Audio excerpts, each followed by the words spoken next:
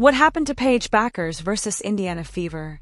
Dallas Wings star in physical distress after apparent injury. With a much-hyped Fever versus Wings showdown kicking off August, Dallas was at least glad to have their best soldier suited up, just until they got a taste of what Indiana fans have been feeling all season. The Caitlin versus Paige clash didn't happen, and it's no longer just on Clark's shoulders. With 3:49 left in the third, Paige Bueckers took a fall, and things went downhill fast. Even as Lexie Hull reached out to help her up, Bueckers looked visibly frustrated. In a way, she brushed off the gesture and stormed straight to the bench. Moments later, she broke down emotionally, head down. Through this all, the Wings' contract athletic trainer Allison Russell tried to console her with a hand on her back. But Paige wasn't having any of it. Her body language said it all. She was frustrated, helpless, and in deep dislike of being sidelined. Haley Jones subbed in for her, and for a second, it felt like the air had been sucked out of the building. Shout out to Scott Agnes. He said when Fever owned a 12-point lead in Dallas, and Paige Bueckers just went down on the court, looked like a knee-to-thigh area, then she was in a lot of pain. The good news, though, her walk to the bench suggested the hit wasn't that serious. And per insider Grant Afseth, she was back from the locker room and on the bench within minutes. So for now, fingers crossed, because August was supposed to be the month Paige lit it up.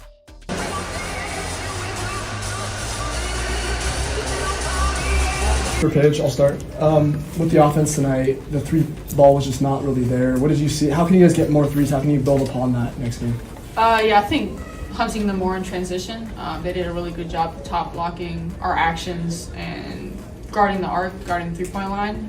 So they made those more difficult. So I think getting them more in transition, fighting off of their defense and their congestion.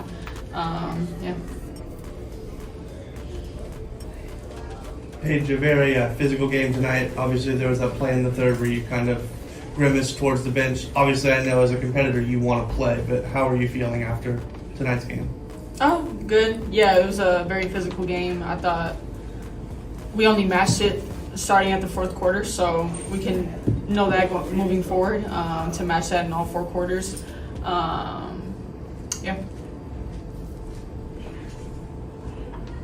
Isaiah, talk a little bit about playing the second quarter where you shook your defender kind of out of her shoes. I mean, you're able to come off the bench and be instant offense. How does that happen? Yeah, just like you said, just trying to be that instant offense off the bench, being that energetic rookie, just doing what I have to do, trying to get the ball in the basket. Isaiah, is it difficult sometimes when your limits are a little more limited, or your minutes are a little more limited at times? Is it difficult to find that rhythm? No, you just always got to stay ready. You never know what's going to happen. You never know where the game is at, who needs to be in the game. Just always got to stay ready. Paige, what were some of the challenges that Kelsey Mitchell posed the defense today? She's just one of the toughest people to guard in the league. I'm sure if you ask around, you can find a lot of those same answers, but just her quickness and her ability to score at all three levels. And also her ability to not just relent to tough defense and take the easy way out, but continue to fight through and get the ball, get to spots that she wants to get to. So overall, she's just a tough guard. You guys played some small lineups tonight, and the Fever had a pretty big rebounding advantage. What's the challenge in rebounding when you're playing smaller, and how can you guys be more aggressive in that area? Yeah, just get into their body, pushing back, just not allowing them to, gain a crowd and, just get the rebound. So, just us being more physical. Got a Rob on the Zoom.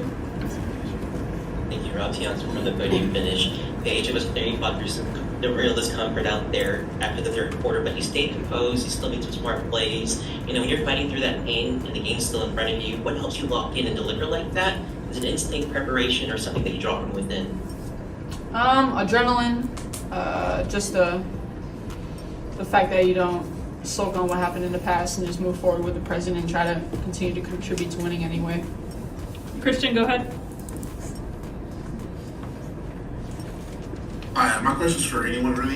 Over the last 5 to 7 games, these losses have been pretty close. Just kind of wondering, going game to game, how do you keep your head on the swivel and stay focused on the task at hand? So, Just watching film, looking at our mistakes, see what we can do better in the next game. Like you said, all of our games are right there, and it's going to be like that for the rest of the season. So it's just a matter of us taking pride and, just finishing that finish line. Jordan, go ahead. Hey ladies, Jordan from Television Sports. So real quick, you kind of answered it. I just wanted to ask, how are you feeling, Paige? Because of course you experiencing discomfort and stuff. And then for both players, just talk about, despite the close losses, what are some positive that you're taking away and applying towards the very next game? Yeah, I'm fine. Just a normal basketball, knee to thigh sort of thing. So hurts in a moment, probably here tomorrow, but just gotta work it out. And then I think the fact that we're competing in every single game that we play in, and we're just building reps, and we're a very young team.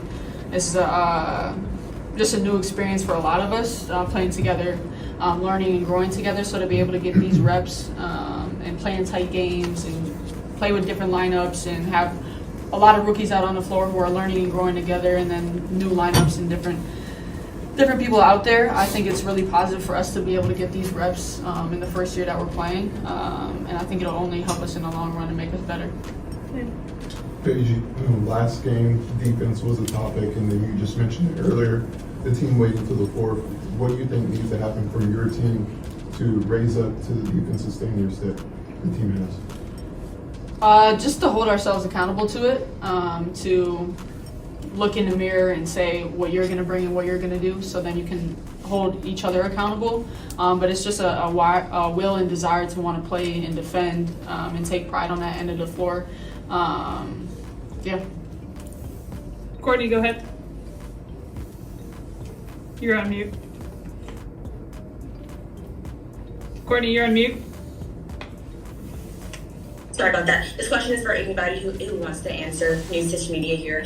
You guys have 2 upcoming games with the New York Liberty. You guys have a couple of days to get some rest, maybe get back into practice. What are you looking to implement from tonight's matchup, moving ahead, looking forward to the Liberty upcoming? Just getting recovery, make sure we stay hydrated, locking in with ourselves, stepping away from this for a little bit, but getting back to it, watching film from last game with New York, and just doing what we have to do and just locking in. Ladies, thank you. Thank you.